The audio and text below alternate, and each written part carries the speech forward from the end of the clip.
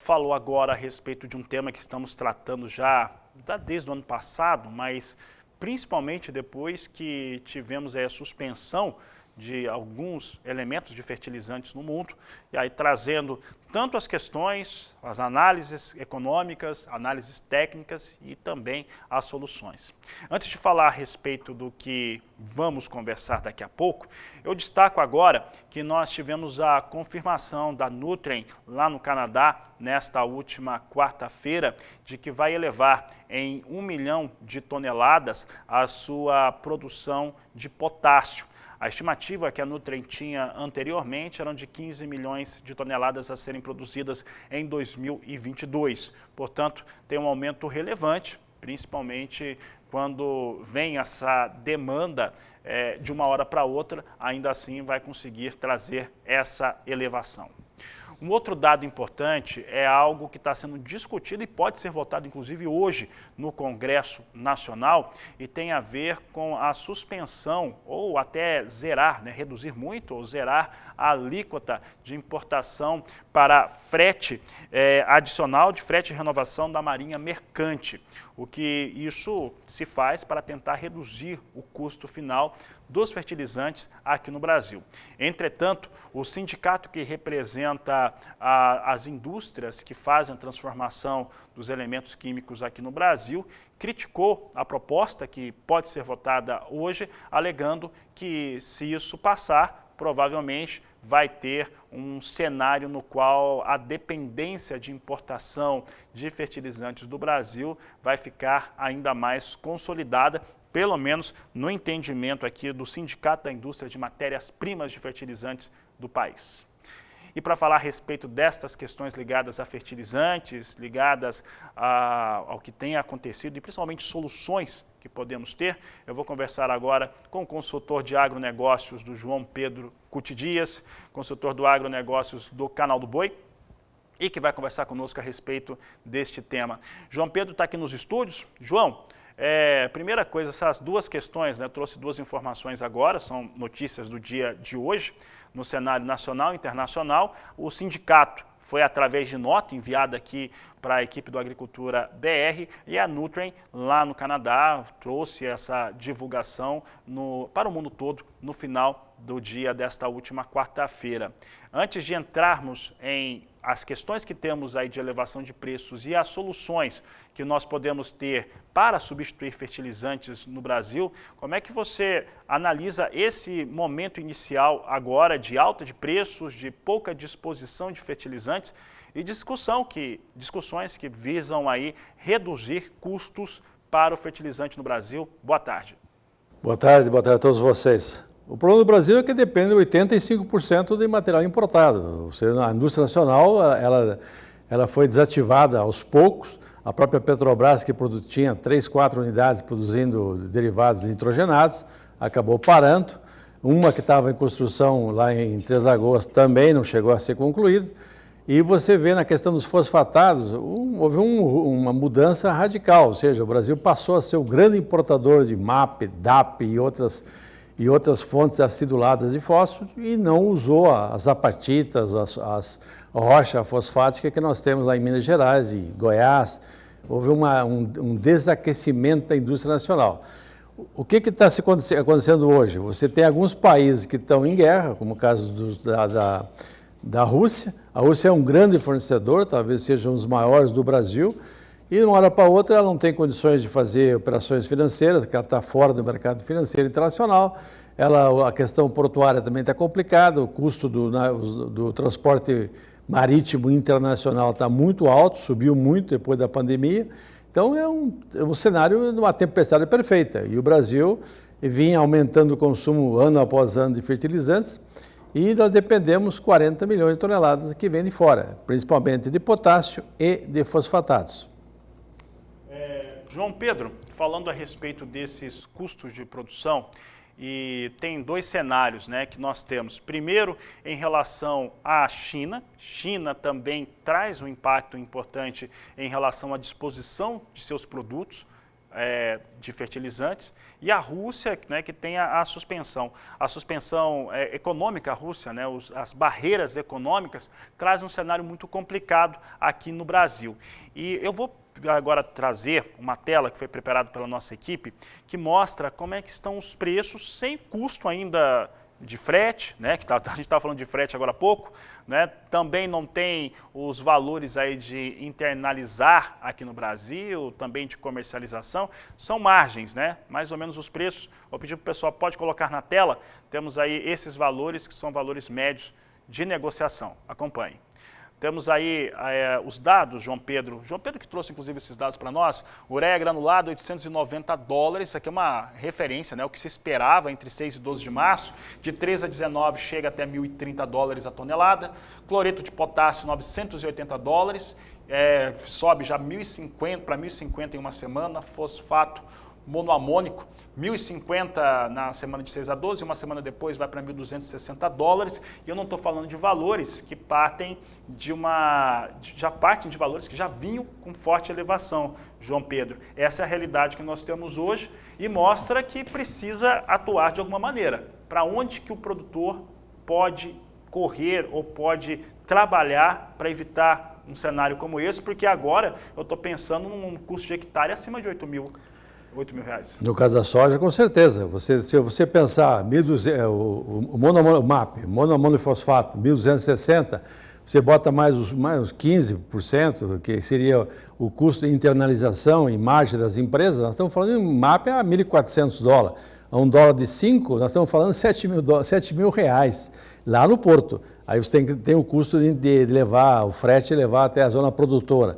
Então, é isso aí, se você botar 200 quilos por hectare de MAP, estamos falando um custo de R$1.400 a R$1.500 por hectare só de MAP.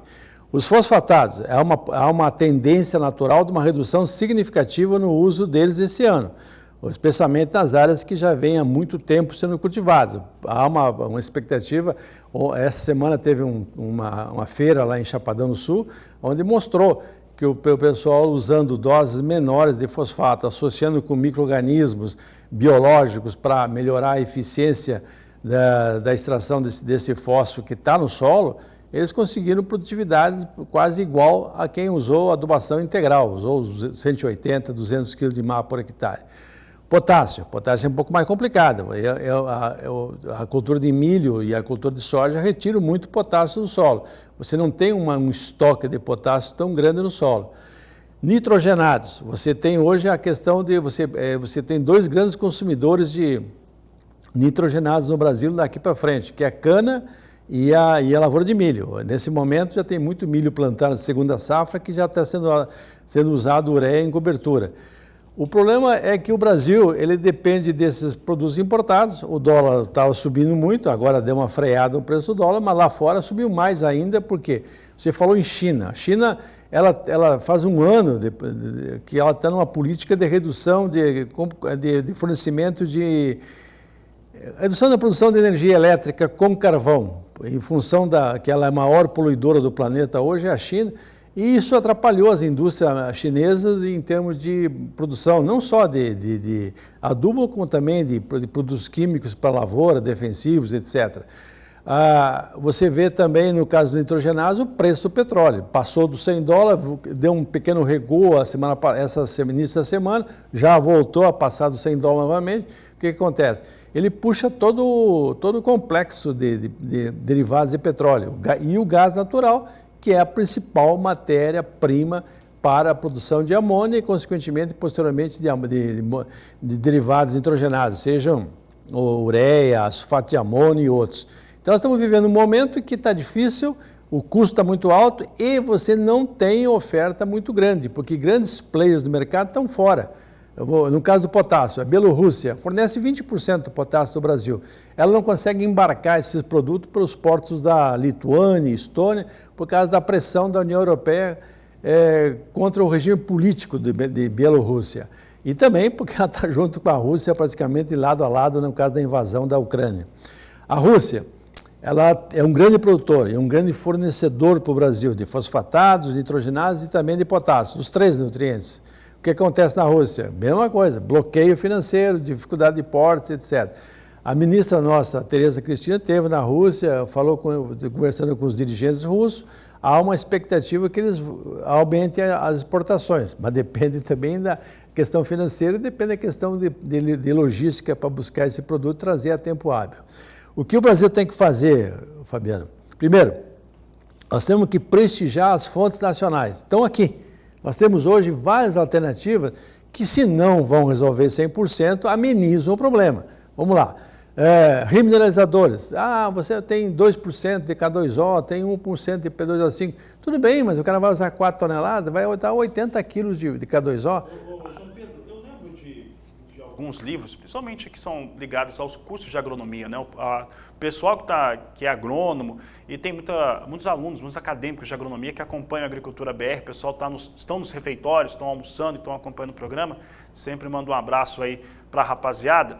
Mas aqueles livros iniciais dos cursos de agronomia, o próprio João Pedro aqui, agrônomo por formação, eles têm lá no começo, né, aquelas questões que são ligadas ao chamado pão de rocha. E eu lembro também quando a gente estudava, inclusive o João Pedro deve ter uma palestra para nós na época lá, no mestrado em agronegócios, do agricultor voltar a ser agricultor e ter um trabalho no qual ele consiga trazer esse envolvimento maior, né? Aquilo que a terra já tem e utilizar isso de uma maneira que ele consiga produzir. Dentro desses elementos, João Pedro, o que hoje está à mão? Porque a gente tem experiências sensacionais que foram criadas por necessidades no Brasil, principalmente ali numa parte do estado de Goiás, que está numa área de preservação ambiental, que hoje nós temos uma grande preservação ambiental mesmo, né? Está tudo muito bem reservado, e índices de produtividade mais altos que em áreas tradicionais.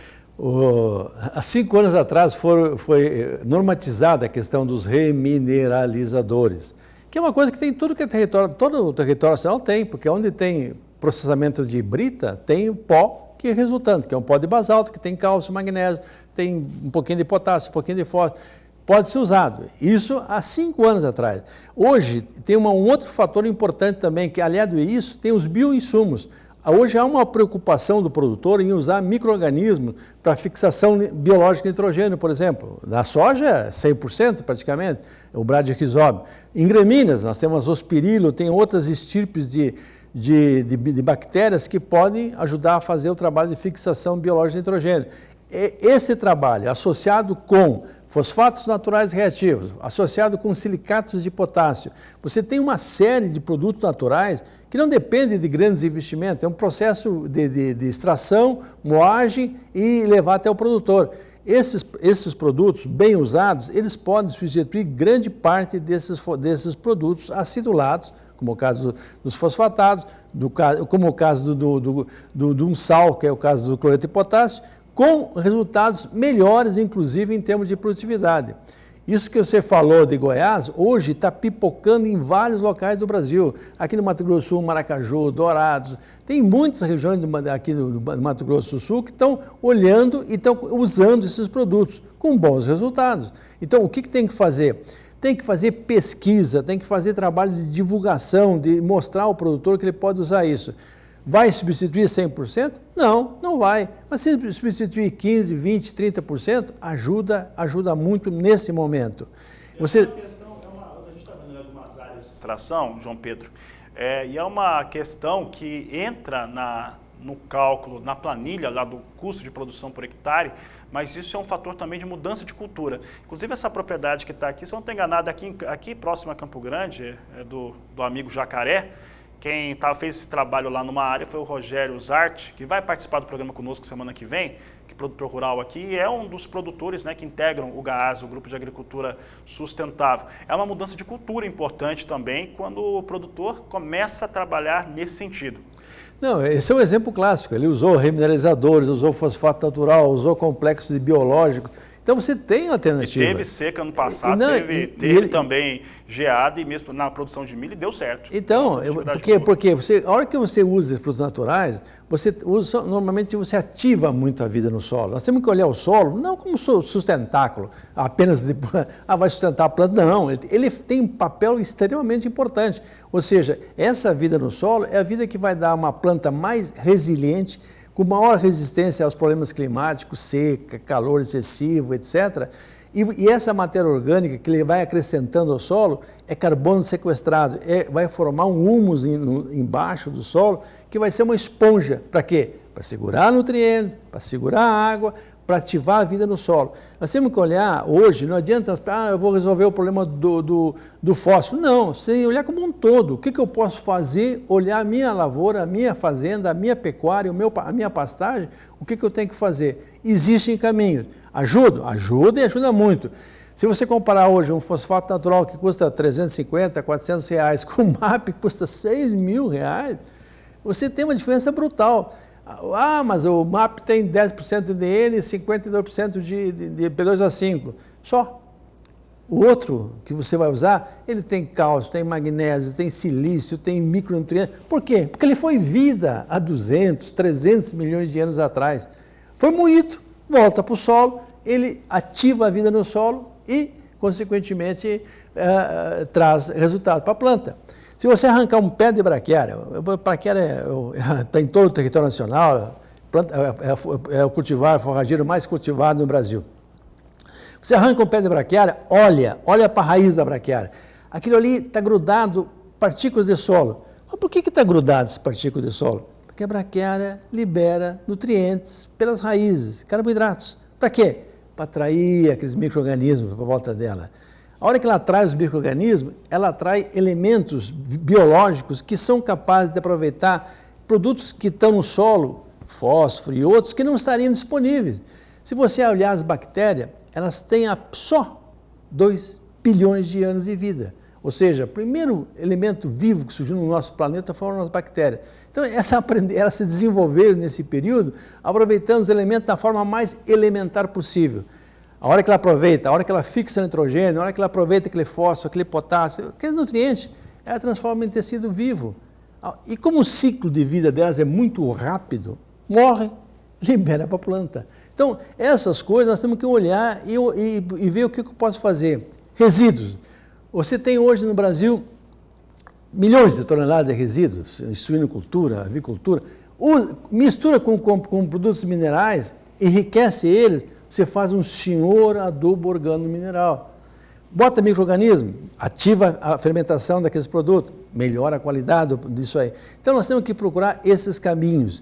Não é que vai, de uma hora para outra, o Brasil vai deixar de importar, não, vai continuar importando, mas vai diminuir essa dependência que nós temos extremamente danosa, nós dependemos 85% de fora.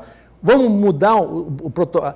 Quando você falou em Pão de Rocha, né? Esse é um livro lá do anos por volta de 1800 e pouco, quando iniciou a produção química de fertilizantes sintéticos contra os naturais. Os sintéticos ganharam, sei lá, para o mercado, marketing, de propaganda e tal. Hoje nós estamos voltando a recuperar aquilo que foi no passado. Isso é muito importante. Eu acho que toda crise, ela tem o problema e também agiliza soluções. Acho que nós vamos viver nesse momento, passar por um novo protocolo, a gente vai olhar a natureza como aliada, não como adversária. Ao contrário, temos que olhar ela como nossa companheira, como nossa aliada.